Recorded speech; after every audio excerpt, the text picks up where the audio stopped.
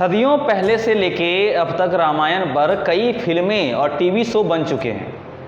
मौजूदा दौर में पौराणिक विषयों पर फिल्म बनाना भले ही कम हो गया हो, लेकिन रामायण पर फिल्म बनाने का फॉर्मूला हमेशा से ये सुपरहिट साबित हुआ है।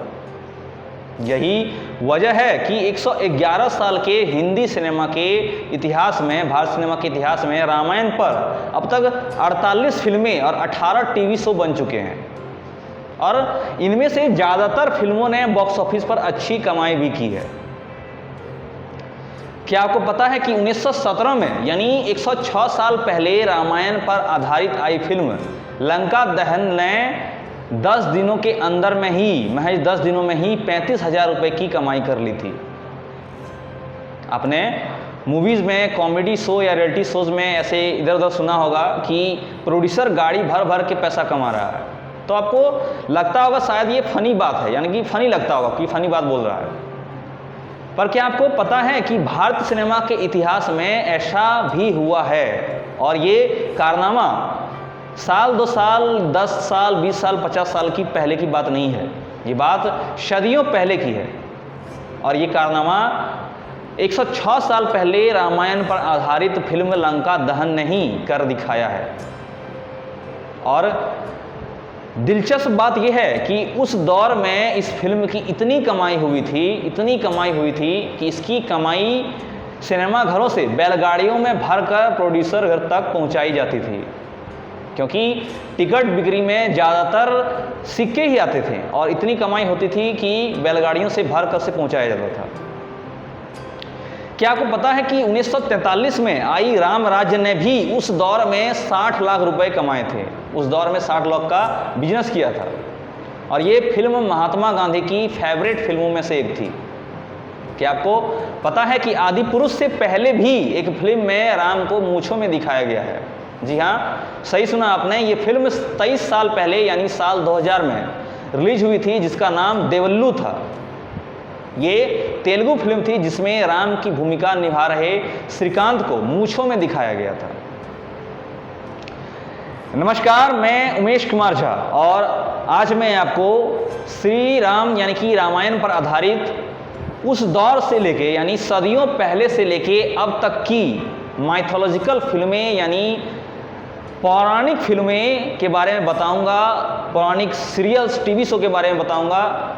साथ ही आज की इस वीडियो में अंत में आपको 16 जून को रिलीज हुई आदि पुरुष की फिल्म की बारे में भी बताऊंगा, उसके फिल्म रिव्यू को बताऊंगा।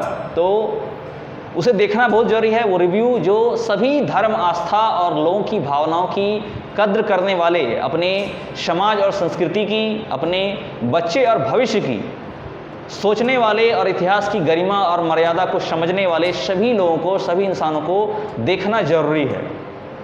ये रिव्यू देखना काफ़ी जरूरी है। तो बने रहिए इस वीडियो के अंत तक मेरे साथ और देखिए पूरी रिपोर्ट। बात करें कि सबसे पहले यानी सदियों पहले से लेके अब तक रामायण पर आधारित फिल्मों में से टॉप 10 फिल्में यानी कि सबसे 10 की सबसे बेहतर फिल्मों की बात करें तो उसमें सबसे पहले नाम आता है साल 1917 में आई फिल्म लंका दहन।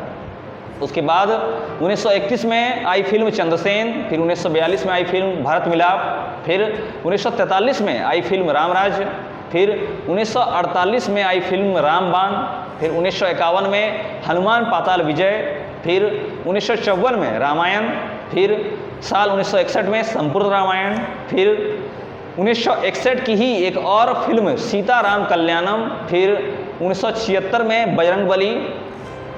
ये सारी वो टॉप की 10 फिल्में हैं जो रामायण पर आधारित हैं और बॉक्स ऑफिस पर सुपर डुपर हिट रही।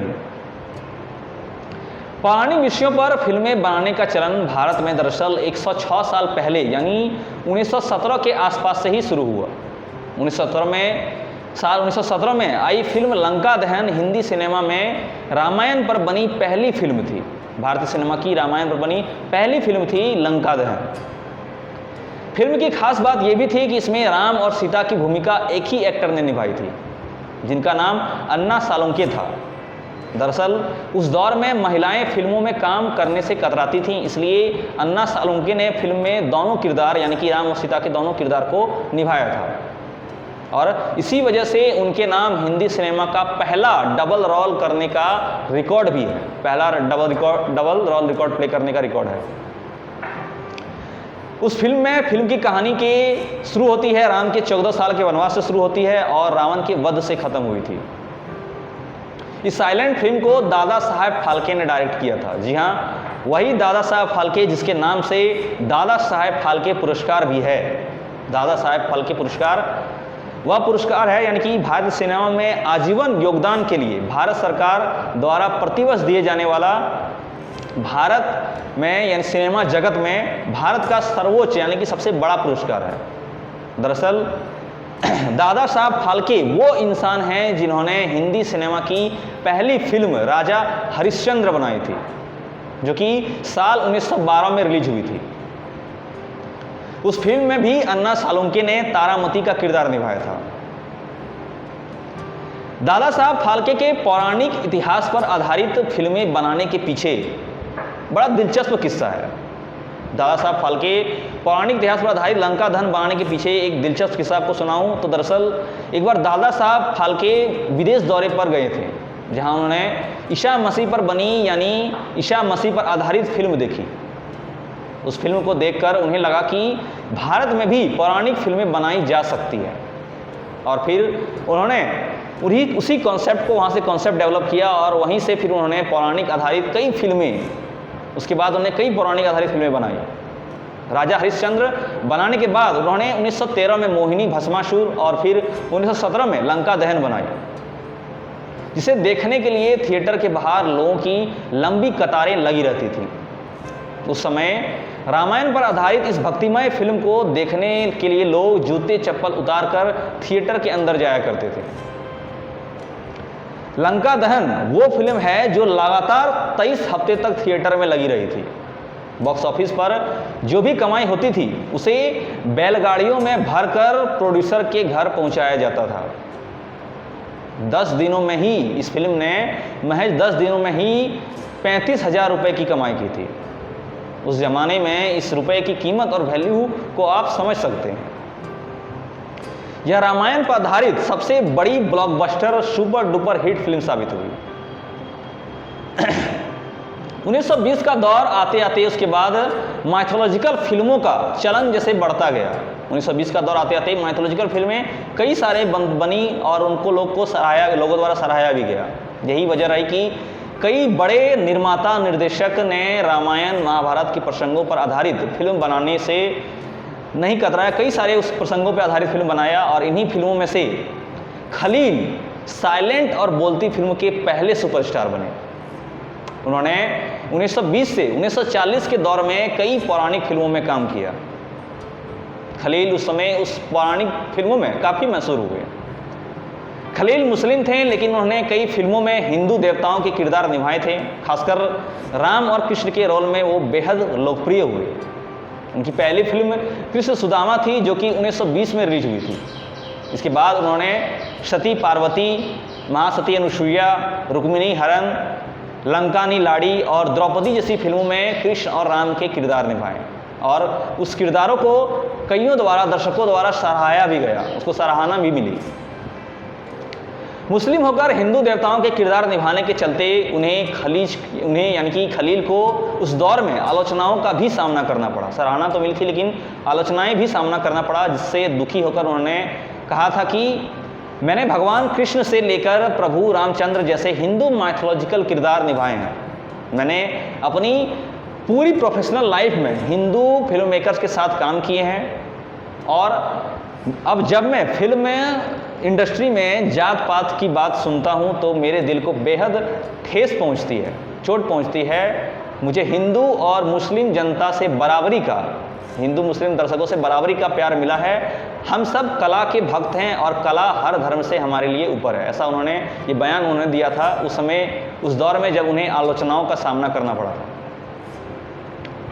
1940 के आसपास बोलती फिल्म में एक और एक्टर ने सिल्वर स्क्रीन पर राम के किरदार से काफ़ी पॉपुलैरिटी पाई थी। उनके बाद 1940 के दौर में जो पॉपुलैरिटी पाने वाले एक्टर थे प्रेम अदीब।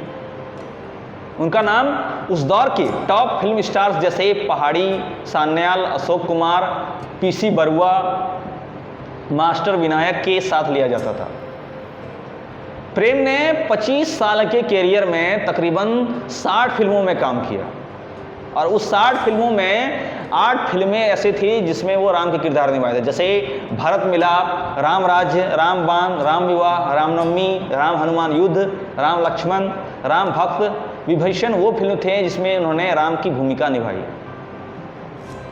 साल 1943 में आई रामराज से उन्हें बेहद पॉपुलैरिटी मिली थी। इस फिल्म में शोभना समर्थ ने सीता की भूमिका निभाई थी। महज 5 लाख के बजट में बनी रामराज ने 60 लाख रुपए का उस दौर में बिजनेस किया था। प्रेम अदीब की फिल्म रामराज ही एकमात्र ही ऐसी हिंदी फिल्म थी जिसे महात्मा गांधी ने देखा था। इस फिल्म के अलावा महात्मा गांधी ने अपने जीवन में कभी कोई फिल्म नहीं देखा। खलील और प्रेम अदीब के बाद इसके अलावा शाहू मोदक भी 1940 से लेकर 50 के दशक तक हिंदू माइथोलॉजिकल कैरेक्टर निभाने के लिए फेमस हुए थे। उन्होंने हिंदी और मराठी की तकरीबन 29 फिल्मों में श्री कृष्ण की भूमिका अदा की थी। उस दौर में फिल्मों में श्री राम के किरदार में सराहाए गए कलाकारों की अगर बात करें जिसे श्री राम के किरदार में सराहा गया तो उसमें जय संतोषी माँ में आशीष कुमार, देवल्लू में श्रीकांत, श्रीराम दासू में सुमन, लवकुश में जितेंद्र, लवकुश श्री रामरंजनी युद्धम और सीता राम कल्याणम जैसी फिल्मों में सीनियर NTR, संपूर्ण रामायण में शोभन बाबू, श्री राम राज्यम में नंदामुरी, बालकृष्ण, अयप्पा शरणम में भरत दास इत्यादि ये प्रमुख नाम हैं जिसे उस दौर में राम के किरदार में सराहना मिली। राम ने उस दौर में उन्होंने राम के किरदार को निभाया था। 1917 से 1950 तक पुरानी फिल्मों का जलवा खूब रहा, मतलब यानी कि 1950 तक पुरानी फिल्में, पौराणिक आधारित फिल्में खूब चल रही थी। फिर उसके बाद जैसे 1951 से 1960 का दशक आया जब पौराणिक फिल्मों के लिहाज से यह दशक ठंडा रहा, यानी उस समय उस दौर में पौराणिक फिल्में कम चलने लगी। इस दौर में मुगले आजम, मदर इंडिया, प्यासा, कागज के फूल, 2 बीघा जमीन, आवारा आंख, 2 आंखें 12 हाथ जैसी कालजाई फिल्म छाई थी। और यही वो दौर था जब बलराज साहनी, देवानंद, दिलीप कुमार, अशोक कुमार और शम्मी कपूर की फिल्मों को टिकट खिड़की पर बेपनाह सफलता मिली। और यह वह दौर था जब सत्यजीत रे, बिमल रॉय, गुरुदत्त, महबूब खान, शांताराम, के आशिफ, ऋत्विक घटक और मृणाल सेन जैसे महान फिल्मकारों ने अपनी बनाई फिल्म से भारतीय सिनेमा जगत को अंतर्राष्ट्रीय स्तर पर, इंटरनेशनल लेवल पर पहचान दिलाई और विषयों को लेकर एक्सपेरिमेंट भी किए जिससे दर्शकों को काफ़ी पसंद मिला, उससे दर्शकों को काफ़ी अच्छा लगा और जिससे दर्शकों की पौराणिक फिल्मों में दिलचस्पी कम हो गई। साल 1975 में पौराणिक फिल्मों का ट्रेंड जब लगभग खत्म हो चुका था तो डायरेक्टर विजय शर्मा ने पत्नी के कहने पर संतोषी माता पर फिल्म बनाने की ठानी। विजय शर्मा के लिए ये बहुत बड़ा रिस्क था क्योंकि इससे पहले जो भी फिल्म हिट हुई थी, पौराणिक आधार फिल्में चली थी, वो रामायण महाभारत के प्रसंगों के अलावा किसी भी प्रसंग पर आधारित नहीं थी। संतोषी माता पर तो कोई फिल्म ही नहीं बनी थी। फिर भी उन्होंने बनाया और अनीता गुहा को मेन रोल में कास्ट किया। यह फिल्म 30 मई 1975 को रिलीज हुई। इसी साल शोले और दीवार जैसी बड़े स्टार्स की फिल्म भी रिलीज हुई थी। किसी ने सपने में भी नहीं सोचा था कि जय संतोषी माँ इन फिल्मों को न सिर्फ टक्कर देगी बल्कि 1975 में सबसे ज़्यादा कमाई करने वाली दूसरी फिल्म भी बन जाएगी। जय संतोषी माँ 1975 में सबसे ज़्यादा कमाई करने वाली दूसरी फिल्म बन गई। शुरुआत में जब जय संतोषी माँ मुंबई के एक सिनेमाघर में लगी तो पहले शो में सिर्फ 56 रुपये कमाए। ये आंकड़ा 2 दिनों में 100 रुपया पर पहुंचा, लेकिन 56 से 2 दिन में 100 रुपया, लेकिन 10वां दिन आते आते सब कुछ पलट गया। लोग काफ़ी जुड़ते गए, काफ़ी लोग देखते गए। यानी बिना किसी बड़ी स्टार कास्ट के जय संतोषी माँ ने सिल्वर स्क्रीन पर गोल्डन जुबली मनाई थी। यानी जय संतोषी माँ 50 सप्ताह तक चलने वाली फिल्म थी 1975 के समय। महज 5 लाख में बनी जय संतोषी माँ फिल्म ने बॉक्स ऑफिस पर 5 करोड़ रुपए की ताबड़तोड़ कमाई की थी। इस फिल्म में अनीता गुहा के अलावा कानन कौशल, भारत भूषण और आशीष कुमार ने अहम रोल प्ले किया था।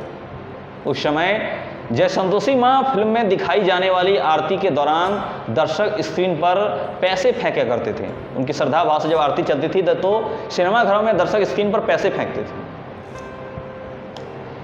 ये तो थी बड़े पर्दे की बात। अब बात करते हैं टीवी की करते हैं। टीवी पर पौराणिक आधारित सीरियल्स या शो, टीवी शो की बात करें तो टीवी पर पौराणिक शो का दौर लाने का श्रेय रामानंद सागर को जाता है। जी हाँ, उन्होंने टीवी शो के तौर पर रामायण दिखाई थी। रामानंद सागर ने टीवी शो में रामायण दिखाई थी। दूरदर्शन पर पहली बार 87 एपिसोड वाली रामायण का प्रसारण 25 जनवरी 1987 को शुरू हुआ और आखिरी एपिसोड 31 जुलाई 1988 को लाइव हुआ था।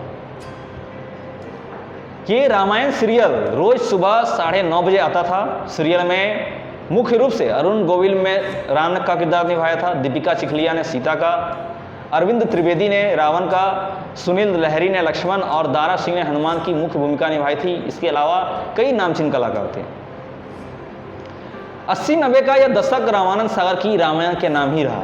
80-90 के दशक में रामानंद सागर की रामायण के मुकाबले कोई रहा ही नहीं और रामानंद सागर की इस रामायण के टीवी शो ने सीरियल या फिल्म की दुनिया में ऐसा छाप छोड़ा जिसे कभी मिटाया नहीं जा सकता। इस सीरियल का पॉपुलैरिटी इतनी बढ़ गई कि जब भी ये टीवी पर आता था तो हर जगह सन्नाटा छा जाता था। सभी घरों में घुस जाते थे। घर के बाहर कर्फ्यू जैसे हालात हो जाते थे, लगता था कोई है ही नहीं। खुद रामानंद सागर को भी विश्वास नहीं हुआ था कि उनका बनाया सीरियल इतना ऐतिहासिक हो जाएगा। इतना ही नहीं, कोरोना के समय आपने भी सुना होगा कि जब दोबारा दूरदर्शन ने रामायण सीरियल को टेलीकास्ट किया तो सबसे ज़्यादा देखे जाने वाला चैनल या शो, टीवी रियलिटी शो जो भी था, टीवी शो रामायण ही था। आपको बता दूं, इस सीरियल के बाद भी रामायण पर आधारित, राम के जीवन पर आधारित कई सारी सीरियल और फिल्म बनी, पर कोई भी सीरियल और फिल्म दर्शकों के दिल को उतना नहीं छू सकी जितना रामायण ने छुआ था।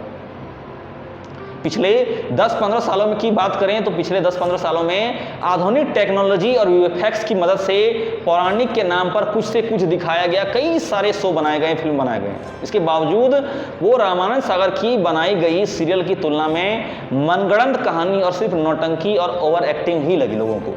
दर्शकों को सिर्फ ये मनगढ़ंत कहानी और नौटंकी लगी और रामानंद सागर के रामायण का हर एक किरदार ऐसा लगा कि जैसे वो किसी किरदार के लिए ही बना हो, यानी कि उसी किरदार के लिए बना हो, उसी किरदार के लिए जिया हो।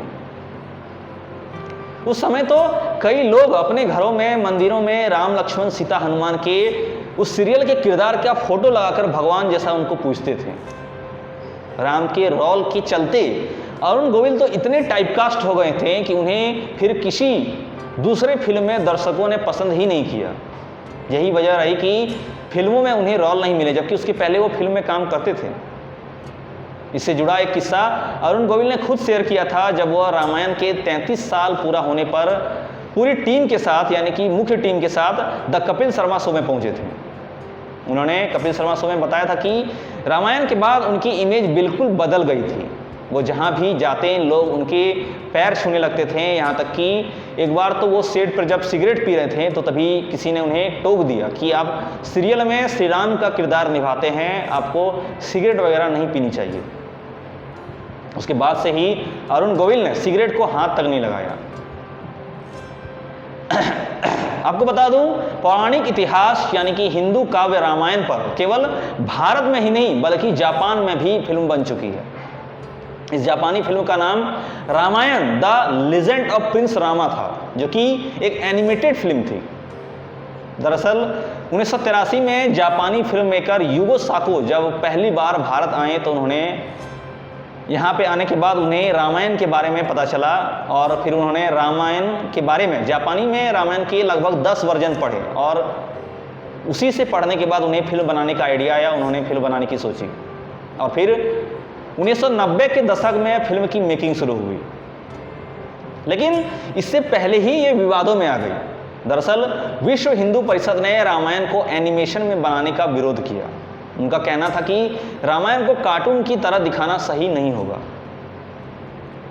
इस संबंध में जापानी एम्बेसी को पत्र भी लिखा गया था, जिसके बाद यूगो साको ने ये भरोसा दिलाया था कि वो किसी भी प्रकार से किसी की भावनाओं को आहट नहीं होने देंगे, किसी की भावनाओं को आहत नहीं होने देंगे। फिर यूगो के भरोसे के बाद फिल्म के बनने का रास्ता साफ हुआ और फिल्म बनी। लगभग 450 आर्टिस्ट ने फिल्म की मेकिंग में हिस्सा लिया। एक दिलचस्प बात बताऊं तो आपको, सीरियल रामायण में राम का किरदार निभाने वाले अरुण गोविल ने ही इस फिल्म की हिंदी डबिंग में राम के कैरेक्टर का, राम के किरदार के लिए हिंदी आवाज़ दी थी। जब इस फिल्म के रिलीज का समय आया, साल 1992 में जब फिल्म रिलीज होने का मौका आया, तो भारत में बाबरी मस्जिद विवाद के चलते इसे इंडिया में रिलीज नहीं किया जा सका। बाबरी मस्जिद के विवाद के चलते भारत में रिलीज नहीं हुआ। बाद में फिर इसे कार्टून नेटवर्क पर दिखाया जाने लगा था। अब बात करते हैं 2023 में आदि पुरुष के रूप में रामायण की कहानी, जो कि बताया जा रहा है कि आदि पुरुष में वाल्मीकि रामायण की कहानी को सिनेमा के पर्दे पर दिखाया जा रहा है। बजट के लिहाज से आदि पुरुष हिंदी सिनेमा की सबसे महंगी फिल्म है। जी हाँ, इसका बजट 600 करोड़ रुपए है। ऐसा बताया जा रहा है कि 600 करोड़ के बजट से इस फिल्म को बनाया गया है। बजट के लिहाज से भारतीय सिनेमा की 5 महंगी फिल्मों की बात करें तो सबसे पहले आदि पुरुष ही आता है 600 करोड़, उसके बाद 2.0 570 करोड़, फिर RRR को 550 करोड़ में बनाया गया, फिर पोनियन सेल्वन 500 करोड़, फिर ब्रह्मास्त्र 410 करोड़ की लागत से बनाया गया। आदि पुरुष के बाद 2023 में आदि पुरुष के बाद कंगना रनौत की सीता द इनकारनेशन रामायण पर आधारित दूसरी बड़ी फिल्म होगी। इसका डायरेक्शन अलौकिक देसाई कर रहे हैं। इस फिल्म की कहानी बाहुबली फेम केवी विजेंद्र प्रसाद और अलौकिक देसाई ने ही लिखी है, जो कि रामायण पर यानी कि उस भगवान पौराणिक पर आधारित है। डायलॉग्सी और गीत मनोज मुंतशिर ने लिखे हैं और इस फिल्म को हिंदी, तमिल, तेलुगु, मलयालम और कन्नड़ भाषा में रिलीज किया जाएगा।